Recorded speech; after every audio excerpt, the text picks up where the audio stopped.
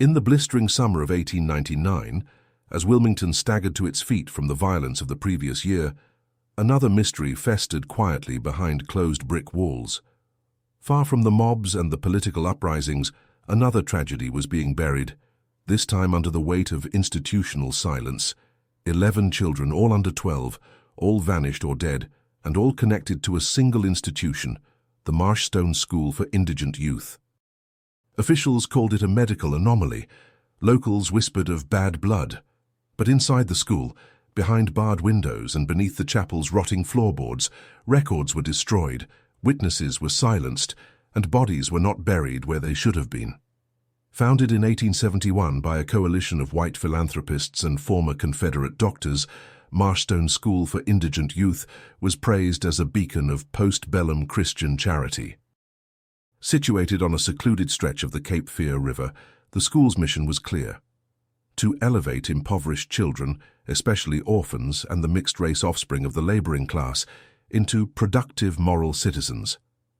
Its official photographs show rows of solemn-faced boys in woolen uniforms, clasping slates and hymnals, flanked by severe-looking matrons. Public tours highlighted the chapel, infirmary, and carpentry wing. What they never showed was the sub-basement or the blind wing where the non-compliant were sent. To the outside world, Marshstone stood for redemption through discipline. But by late 1899, behind that moral facade, at least 11 children were already unaccounted for. In the years following Reconstruction, Wilmington found itself split in two, publicly pushing progress, privately reinforcing the old order. With the violent coup of 1898 still hanging heavy over its black and mixed-race communities, whispers of systemic cruelty became easier to dismiss. It was in this climate that the Marshstone School for Indigent Youth thrived. Its founder, Reverend Emmett Carraway, was a preacher with a steel jaw and a degree in phrenology. Formerly of Charleston, he arrived in Wilmington after the war to promote discipline-based salvation. His sermons filled pews. His fundraising dinners drew prominent donors, but it was the school, established on 200 acres donated by the Carrington family, that solidified his status. Marshstone's campus sat surrounded by pine groves and whitewashed fences. Brochures described it as a self-contained sanctuary for the uplift of society's lowest castes. By 1899, it housed 123 children, primarily boys between the ages of 6 and 14. Officially, they were students. Unofficially, many were wards of the state, or taken from families deemed morally unfit by local courts and clergy. Several had been transferred from orphanages closed after accusations of abuse. Dr. Asa Wilcox, Marshstone's chief medical officer, was another relic of the antebellum South. Once known for experimenting with neurological silence treatments on soldiers in Georgia field hospitals, Wilcox brought his notebooks and syringes to Marshstone with little oversight. Though listed as a medical supervisor, he conducted his procedures with no nursing staff and kept his patient logs locked in a room only he and Carraway could access.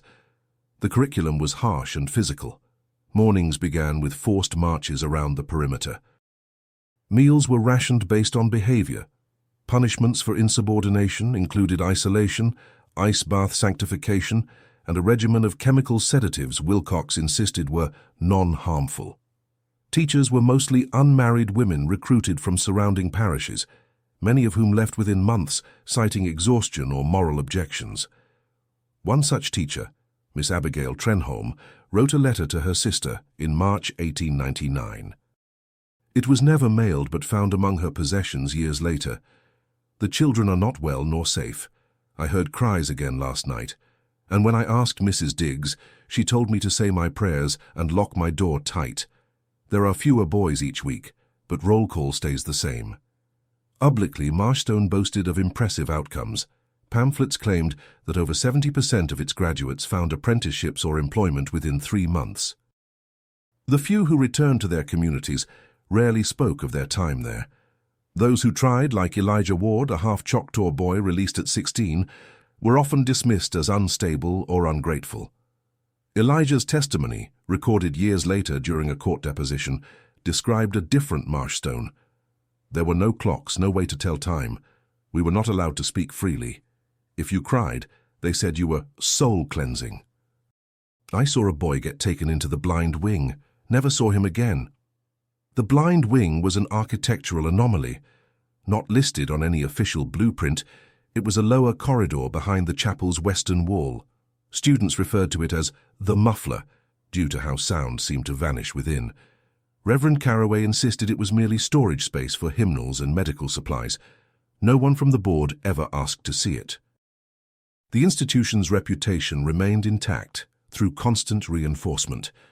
Articles in the Wilmington Messenger ran puff pieces about Marshstone's choir.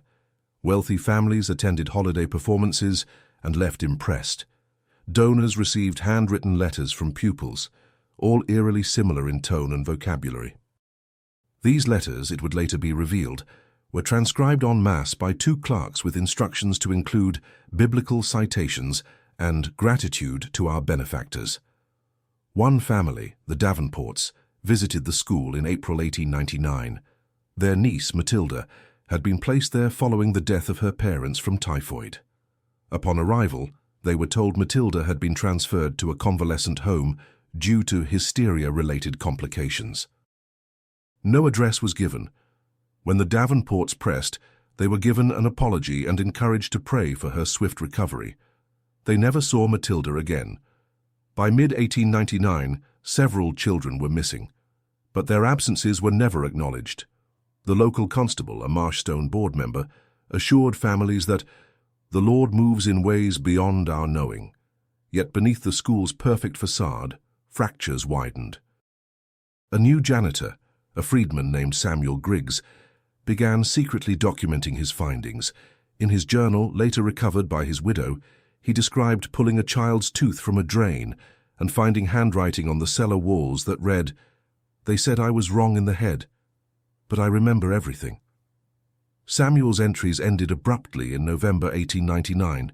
His employment record stated dismissed for theft, though no police report was ever filed. His replacement reported a smell beneath the chapel that waxed and waned like tides. Yet the community, devastated by recent political terror and desperate to preserve order, chose not to see. Marshstone's reputation remained, embalmed in charity banquets and scripture. But somewhere beneath that chapel, 11 small names were no longer being spoken. In the final weeks of 1899, the children of Wilmington walked with quieter steps. Word had begun to spread, not through the newspapers or church bulletins, but in corners of kitchens, between laundresses, among night shift orderlies and ferry dock hands. Something was wrong at Marshstone, and it wasn't just the silence of missing children. It was the strange posture of the boys who did return, the way they flinched at loud sounds, how they stared too long without blinking. Mrs. Eugenia Pike, a midwife who treated two former pupils discharged for dysregulation, described them as empty at the eyes, with spines curved from hunching and mouths that twitched when they heard organ music. She reported this to the county health office, who instructed her to cease exaggerating on account of female nervousness. But the signs weren't isolated. That September, a fisherman named Vernon Salis pulled what he thought was a waterlogged satchel from the banks near Marshstone's west perimeter. Inside were scraps of parchment covered in a child's handwriting. Most had been torn, smeared by silt and time, but a few remained legible. "I keep waking up wet even when I was dry before." Dr. W. said not to tell what I swallowed. The girl in the wall says not to listen to the man with the limp. Vernon brought the bag to the Wilmington Messenger, where it was turned over to editor Edwin Tillmore, who later admitted in private correspondence that he destroyed the materials rather than publish anything potentially inflammatory. At Marshstone, no official record mentioned missing pupils. The monthly census logs were typed, not handwritten, with immaculate column spacing and no discrepancies. When questioned about a particular boy, David Winthrop, aged 9, last seen by his family in July, Carraway responded that the child proved medically unsound and was removed for specialized care. But no facility in the region had a record of admitting David.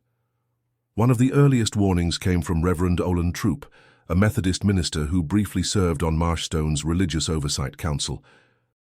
In October, Troop penned a letter to the diocese stating, "I was denied access to the infirmary. I was told not to bless certain children. One of them, Jonah A., had no record of ever enrolling, yet was listed as expelled for sedition, a boy of 10. I no longer wish affiliation with this enterprise." The letter was ignored. Troop left town within weeks, and his statements never appeared in public record until rediscovered by his granddaughter in 1962. Then came the curious case of Rachel Dunmore, a KitchenAid who worked for Marshstone for just 26 days. According to her deposition in a later Civil Review Board inquiry, she witnessed a child restrained with linen straps to a cot in a windowless room. The child was awake but not speaking, and when I asked why he was not in school that day, I was told by Dr. Wilcox that the boy was being rebalanced with tinctures. Dunmore resigned the next morning. Her final paycheck was withheld. That fall, a traveling nurse named Marta Elkins took a temporary position covering for the infirmary's usual attendant, who had gone missing while visiting family. Elkins lasted 3 weeks. Her diary, preserved in the New Hanover County Archives, includes this entry dated October 17, 1899. There are children with scars that do not match the explanations. One boy, Josiah T., has no recollection of his last name. Another keeps repeating, "I didn't mean to watch," when no one is speaking to him. The sedatives Dr. Wilcox administers are unlabeled. He told me I didn't need to understand the compounds, just to trust they cleanse the mind's confusion. I'm leaving on Sunday. She never collected her final wages. In late October, the Davenports returned, now accompanied by a private investigator from Charlotte named Basil Kerr. They demanded to see Matilda's medical records. Carraway refused. When Kerr threatened legal action, the Reverend invited him to a Sunday service instead. That night, someone broke into the Davenports' Wilmington lodging, and Kerr's notebook was taken. He departed the city the next day, but the community, long conditioned to deference, still hesitated. Many parents of Marshstone students were either deceased or deemed unfit by court decree. Those who did ask questions found themselves facing vague threats: eviction, employment reassignment, removal of other children. One man, Elias Ford, had both sons enrolled by order of the local parish court. After his eldest, Jeremiah, stopped writing home, Elias tried to visit the school in person. He was met at the gate by 2 white stewards and told that any breach of perimeter would be considered a violation of God's order and the court's blessing. Ford's younger son, Daniel, was later seen in town briefly under escort. When a family friend tried to speak to him, Daniel reportedly said only, "We write in ink, but they teach with needles." Later that same month, Marshstone's quarterly donor report announced 3 new matriculations into the wider world, naming children who had supposedly completed their training. One of the names was Vincent Reddick, 11 years old, last seen being carried into the infirmary after collapsing during morning labor duty. His supposed apprenticeship placement at a Raleigh lithograph firm could never be verified. Another warning came not in words, but in the smell. Neighbors near the school's South Grove complained of a metallic rot that intensified around dusk. Initially dismissed as marsh gas, the odor persisted even after the autumn rains. A local gravedigger, Mordecai Hill, told his niece that he saw 2 Marshstone carts hauling sealed crates toward the grove under cover of night, escorted by Reverend Carraway and a man in medical garb. When asked what he thought was inside, Hill said, "They weren't moving like crates." Despite these signs, county officials did not investigate. The school had too much clout, too many respected names behind it.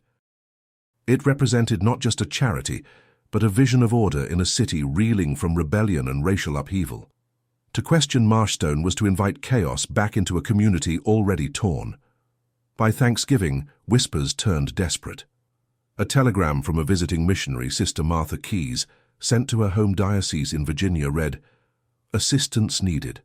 School's children are vanishing. Their minds not intact. Medical experiments suspected. No secular authority will intervene. Begging for clergy inquiry. There is no record of a response.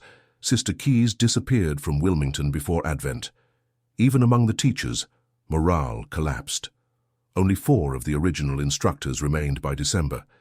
Miss Cora Lively, one of the few to stay, later confessed to investigators, "We were told that obedience was godliness, that doubt was sin, but children were disappearing. One day a boy would be in your class, and the next his bed was stripped, his name scratched off the list like it never was." Yet still, the town's Sunday sermons praised Marshstone. Politicians cited it as proof of Wilmington's moral resolve. And the winter of 1899 approached, colder than any in recent memory, sealing the windows of the blind wing shut and hardening the ground above what lay buried. The signs were there. No one wanted to read them. It wasn't a journalist or a politician who broke the wall of silence.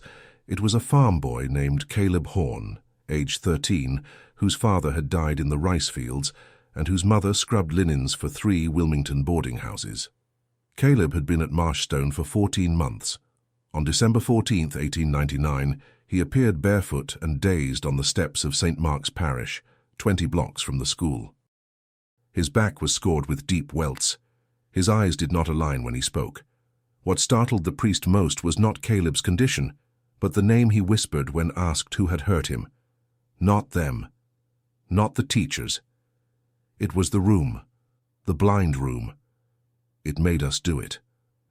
Father Leo Nystrom sheltered him, fed him, then sent word to Sheriff Albert Cressin, who filed a preliminary report. 2 days later, the sheriff retracted the report, citing juvenile delusion. Caleb was returned to Marshstone. No formal explanation was ever provided. But before that happened, Father Nystrom copied the boy's statements by hand. Those notes were passed along to a retired school inspector named Elsie Cray, who had lost her own nephew to Marshstone 3 years earlier. Cray had grown bitter, widowed, and unafraid. She began asking questions. And unlike others, she kept asking. By late December, Cray had compiled a dossier, names of vanished pupils, contradictions in census reports, and most damning, floor plans of the original Marshstone construction contract that showed no reference to a western corridor or blind wing. She delivered the documents to Judge Redrick Tilsbury, a Civil War veteran turned reformist. Tilsbury convened a private hearing on December 28th. Witnesses were summoned in secret. Cray spoke first, followed by the former nurse Marta Elkins, who had been persuaded to return from her post in Edenton. Lastly, the janitor Samuel Griggs's widow submitted portions of his journal, including a page describing child-length coffins 3 at a time, rolled behind the infirmary in moonlight. Tilsbury ordered a formal inspection on January 3, 1900 at 6:15 a.m. A contingent of 5 armed constables and 2 medical examiners arrived at Marshstone unannounced. Carraway refused them entry. When confronted with Tilsbury's writ, he stood silent for 43 seconds before unlocking the main gate. The inspection team would later report what they saw. The school was nearly empty. Fewer than 20 children remained. Those present were kept in the chapel, sitting motionless, singing a psalm in a slow, arrhythmic chant. Their eyes did not focus. 2 children soiled themselves mid-hymn and were not reprimanded. The infirmary had been scrubbed. No records remained. No medication, no patient notes. The storage closets were bare. What wasn't empty was the sub-basement. Behind the chapel's west wall, the team found a narrow hallway leading to a sealed door. It was unmarked. A brick had been removed above the threshold, rigged with a candle lantern. The stench intensified as they breached it. Inside were 3 cots, blood-stained. Hooks protruded from the rafters. There were restraints, improvised from church kneelers and leather belts. On one wall, in what appeared to be ash or burned ink, a child had written, "Dr. W. said I would forget if I let the water in my ears, but the ringing never stops. Heard screams even when I sleep." The corridor led deeper into a chamber that defied logic, a room built with no apparent purpose, windowless, its corners sealed with tar. The floors had been painted in a pale varnish, now flaking.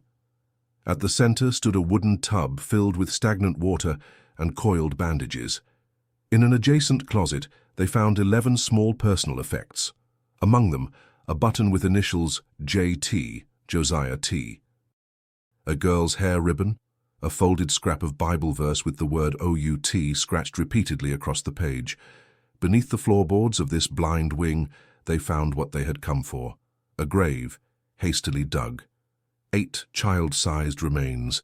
Most were decomposed beyond recognition. 2 were partially mummified by the dry air sealed within the insulation. One still wore a vestment scrap that matched a boy seen in Marshstone's choir photos from that spring. Dr. Asa Wilcox was gone. A horse was missing from the stable. His medical records had been destroyed by fire. Carraway claimed ignorance. When asked about the children, he responded, "They are with the Lord. Some cannot be saved by man." That statement alone cost him his liberty. Carraway was arrested and charged with criminal negligence, obstruction and conspiracy to falsify institutional records. The trial, held in March 1900, drew national attention. But the evidence was thin. Most of the children who survived were either nonverbal or so traumatized they could not testify. Dr. Wilcox was never found. Carraway's defense team argued that the school had been targeted for its strict Christian values. They painted the blind wing as a misunderstood quarantine room. The corpses, they claimed, had died from a typhoid outbreak that Wilcox had tried to contain. The jury deadlocked. Charges were dropped to misdemeanor neglect. Carraway served 6 months. He returned to Wilmington briefly in 1902 before relocating to Texas, where he founded another youth reformation school. The Marshstone School was shuttered, but the building remained. For years it sat abandoned, a brick carcass beside the river. Children dared each other to throw stones through its windows. Some swore you could still hear singing from inside, slow and off-key. In 1907, it burned. No cause was determined, and in the official records of New Hanover County, the school's ledger ends with the phrase, "Mission complete. Children graduated to higher purpose." But for those who saw the basement, who read the messages scrawled in childlike handwriting, who held bones the size of broom handles in shaking hands, there was no mistaking the truth. Marshstone was not a school. It was a silo for forgetting, a vault for unwanted bodies and unwanted truths. And for 11 children, some of them never even named, it was a place where no prayer reached and no science dared inquire. Type or Chapter 4 when you're ready for the final part. By the time the first decade of the new century ended, the story of Marshstone was already being buried, slowly, methodically, and with bureaucratic precision. The state issued no apology. The newspapers shifted attention to civic growth and the coming war. The surviving children were dispersed, sent to sanitariums, distant parishes, or in some cases simply placed in foster homes under new names, their memories deemed unreliable. No monument was ever built. The land on which Marshstone stood was sold at auction in 1911 to a private railway investor, who promptly razed what was left and declared it a storage depot. Workers reported finding pieces of chalk, leather cuffs, and a water-stained hymnal beneath the floorboards. None of it was preserved. What remained was silence. Elsie Cray, the retired inspector who had risked everything to expose the school's secrets, was quietly discredited. In 1912, a grand jury refused to reopen the case, stating that her obsession with a closed matter served no public good. Cray spent her final years in a boarding house in Brunswick County, where she died in 1917 of pneumonia. Her notes and documents were found bundled in a tin box beneath her bed.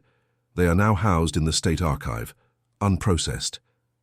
Caleb Horn, the boy who first escaped, never spoke publicly again. He was institutionalized in 1903 at the Carolina State Asylum for Juveniles and died there in 1926 of complications related to untreated tuberculosis. His intake records listed his mental condition as persistent delusional fixation regarding confinement, water, and religious abuse. Others, if they survived, did so by forgetting or being made to. Miss Cora Lively, one of the final teachers at Marshstone, later changed her name and became a librarian in Georgia. In her private memoir, she wrote, "They were taken because they were seen as moldable. But when they resisted, when they refused to forget who they were, that was when they became dangerous. That was when the needles came. No official cause was ever attached to the Marshstone deaths. The medical board declared the remains found under the chapel inconclusive. Reverend Carraway's later career in Texas flourished. His obituary in 1928 described him as a champion of youth correctional reform. The town of Wilmington grew. Its streets were paved, its churches expanded. And yet for decades local boys whispered about the wrong-side house that once stood near the river. Some said if you placed your ear to the ground where the chapel once was, you could hear water dripping. Others said you'd hear humming, tuneless, childlike. In 1954, a young history professor from Chapel Hill named Dr. Edwin Malloy attempted to publish a journal article titled "The Marshstone Silence, a Case Study in Institutional Amnesia." He was denied 3 times. Colleagues advised him to drop the matter. He took his notes to local television stations in Raleigh and Charlotte. They declined. Malloy died in 1961 in a car accident. His research was not recovered. In 1980, during a routine infrastructure survey for a new subdivision, ground-penetrating radar registered anomalies beneath the Marshstone site. Construction halted briefly. A single intact wooden box was unearthed, containing a set of small water-warped journals written in pencil by a child named Jonah T. Most pages had faded, but one remained legible. They said we were sick, but I was not. I was loud. I remembered things they wanted quiet, so they made the water speak louder than me. The journals were never entered into evidence. The contractor who found them resigned without comment. The land was sold again and reclassified. Today it is the site of a retirement complex. When asked in 1992 about the Marshstone case, a local official from New Hanover County responded, "There is no official record of that facility ever existing under that name." The children's names were never carved in stone. No scholarship bears their legacy. No textbook mentions the blind wing. Only a handful of yellowed letters and buried testimonies keep their memories alive. And even those are fading, like the scent beneath the floorboards, like the pencil lines on the chapel walls, like the tooth pulled from the drain. But in the margins of those final records, one message appears again and again in different hands, written shakily, as if from memory. We remember, even if they don't. And that is the horror. Not just that they were taken, not just that they were hurt, but that the world kept turning as if they were never here at all. If this story impacted you, if you stayed until the end, it's because you feel these hidden truths also need to be exposed. So leave in the comments the city you're watching from. This way we can see how far these stories are reaching, and subscribe to the channel.